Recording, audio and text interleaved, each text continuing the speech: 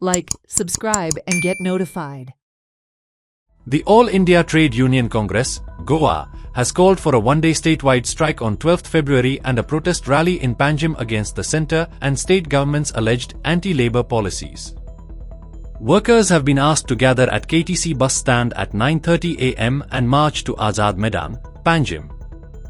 The union is demanding withdrawal of the 4 labour codes and implementation of key welfare measures, including universal social security.